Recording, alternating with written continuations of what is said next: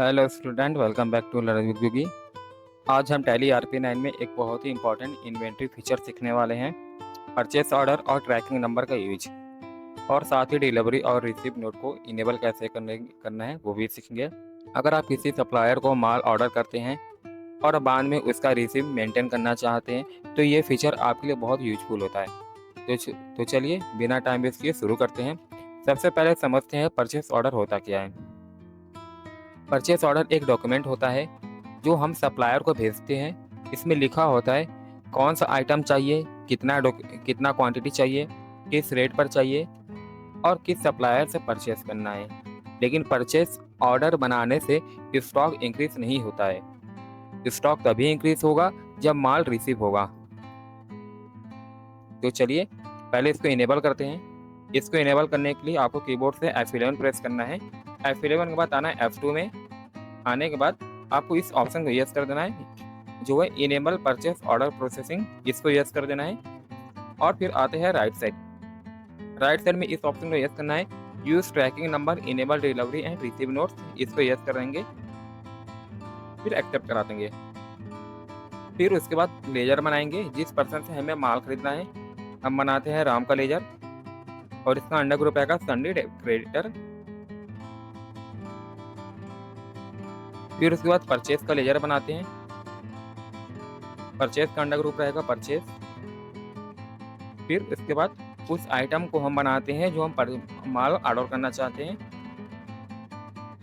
हम शॉर्ट में बना रहे हैं। आपको अगर आइटम बनाने नहीं आता है तो वीडियो जाके देख लीजिएगा आइटम कैसे बनाते हैं।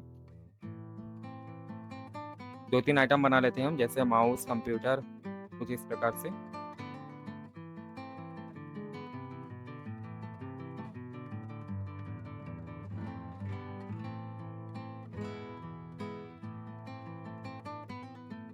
एक माउस बना लिए, एक कीबोर्ड बनाते हैं।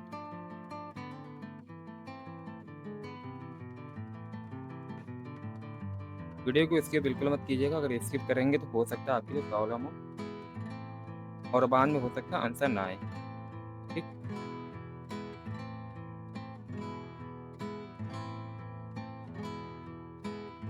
हमने स्टॉक बना लिया। अब उसके बाद आपको आना है बाहर आना है। बाहर आने के बाद आना है आपको इन्वेंट्री वाउचर। इन्वेंट्री वाउचर आने के बाद आपको कीबोर्ड से Alt+F4 प्रेस करना है। Alt+F4 प्रेस करेंगे तो Alt+F4 से मेरा परचेस ऑर्डर वाउचर खुलता है। पहला क्या पूछ रहा है, पार्टी का अकाउंट नेम पूछ रहा है, मतलब हम किससे माल खरीदना चाह रहे हैं। तो हम यहाँ पे राम को सिलेक्शन करेंगे क्योंकि हम राम से माल खरीदना चाह रहे हैं। इंटर करेंगे, इंटर करके एक्सेप्ट कर दीजिएगा। वीडियो को इसकी बिल्कुल मत कीजिएगा, ध्यान देने वाली चीज़ें। फिर उसके बाद यहाँ पे मुझे ऑर्डर नंबर डालना है। इसको स्किप करेंगे तो बाद में आपको प्रॉब्लम होगा हिसाब किताब मिलाने में। तो यहाँ पे हम ऑर्डर नंबर डालते हैं, जैसे हम कुछ भी डाल देते हैं, जैसे गुगी 1 2 3 इंटर। ये ऑर्डर नंबर मेरा बिल नंबर होता है। इंटर करेंगे, इंटर। फिर उसके बाद जितना मुझे आइटम चाहिए वो हम ऑर्डर करेंगे। जैसे कीबोर्ड हम डालते हैं, यहाँ पे हम 10 पीस डालते हैं और एक का दाम डालते हैं 500। इंटर करेंगे, फिर इंटर, फिर इंटर, एक बार और इंटर कर देना है, फिर इंटर। फिर उसके बाद मुझे LCD, इंटर। फिर इसको भी 10 पीस लेते हैं और इसका आइटम डालते हैं हम 5000। फिर उसके बाद माउस को डालते हैं, सेलेक्शन करते हैं, ये भी लेते हैं 10 पीस और एक का दाम डालते हैं 500। हो गया, इंटर करके एक्सेप्ट करा देंगे। अब चलिए सेकंड स्टेप में इसका डिटेल चेक करते हैं कि इसका डिटेल हम कहाँ से चेक किया जाता है। ठीक, अगर आप पहली बार इन्वेंट्री सीख रहे हैं तो वीडियो को इंट तक जरूर देखिएगा क्योंकि ये टॉपिक इंटरव्यू और प्रैक्टिकल दोनों में बहुत पूछा जाता है। उसके लिए बाहर आते हैं। बाहर आने के बाद आपको आना है डिस्प्ले में। डिस्प्ले में आने के बाद आपको आना है स्टेटमेंट ऑफ इन्वेंट्री। फिर परचेस ऑर्डर आउटस्टैंडिंग पे क्लिक करिएगा और यहाँ पे ऑल ऑर्डर को सिलेक्शन करिएगा। हम जितना भी माल ऑर्डर किए रहेंगे मेरा सारा डिटेल दिख जाएगा।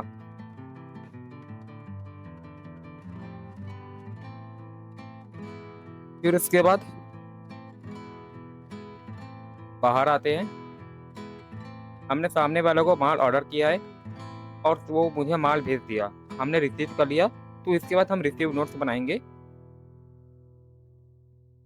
जिससे मुझे और उसको पता चल सके कि हमने माल पा लिया और उसने माल को वो दे दिया। तो इसके लिए आपको आना है फिर से इन्वेंट्री वाउचर में। यहाँ पर आपको Alt प्लस F9 प्रेस करना है। Alt प्लस F9 से मेरा रिसीव नोट खुलता है। इंटर करेंगे, हम राम को सिलेक्शन करेंगे और जो हमने उसमें बिल नंबर डाला तो उसको हम यहाँ पे सेलेक्ट करेंगे। इसको चूज करेंगे तभी मेरा प्रॉपर आंसर आएगा, अगर नहीं करेंगे तो मेरा सारा स्टेप गलत हो जाएगा।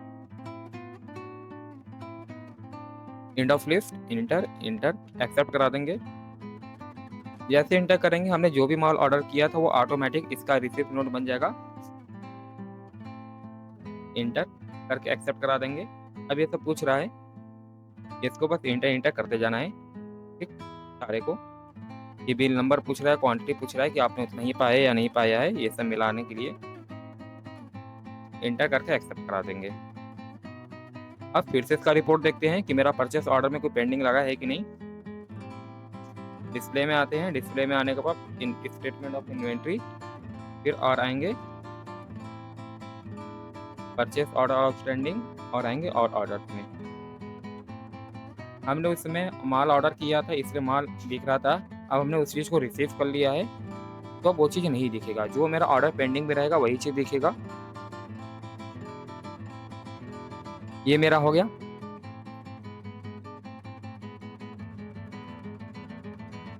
रिसीव नोट का use tracking number, purchase order और रिसीव नोट को कनेक्ट कर देगा। अब फाइनल हम परचेस करते हैं और परचेस करने के लिए इसका वाउचर बनाते हैं। इसके लिए आपको अकाउंटिंग वाउचर में आना है और यहाँ पे हम F9 प्रेस करेंगे। सेम वही प्रोसेस फिर से करेंगे, हम राम को परचेस करेंगे राम से और यहाँ पे बिल नंबर चूज करेंगे जो हमने डाला था। एंड ऑफ लिस्ट, जैसे इंटर करेंगे मेरा सारा डिटेल ऑटोमेटिक फिल हो जाएगा, मुझे कुछ भी अलग से सिलेक्शन करने की जरूरत नहीं है। ठीक हो गया, बस इंटर करके एक्सेप्ट करा देना है।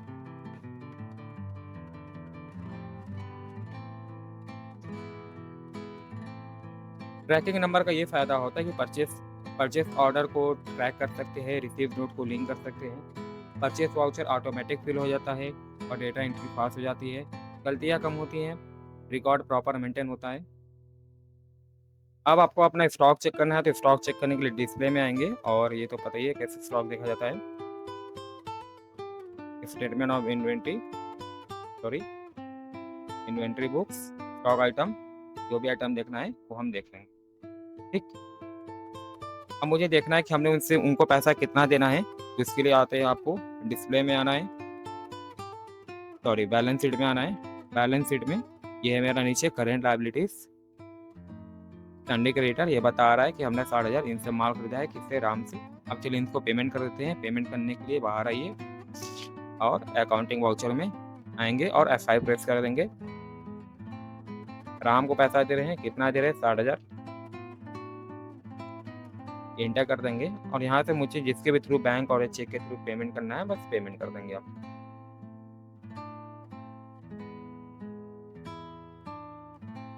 मैक्सिमम सारे लोग यही कॉमन मिस्टेक करते हैं कि S11 में ऑर्डर प्रोसेसिंग को इनेबल कर देते हैं पर ट्रैकिंग नंबर को स्किप कर देते हैं, तो इसकी बिल्कुल मत कीजिएगा।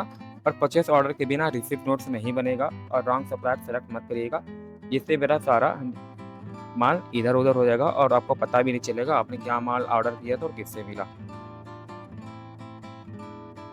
और डिफरेंट ट्रैकिंग नंबर गलत कभी भी यूज मत करिएगा। आज हमने सीखा purchase order, order processing enable, tracking number enable, receive note, purchase order और ट्रैकिंग नंबर लिंकिंग।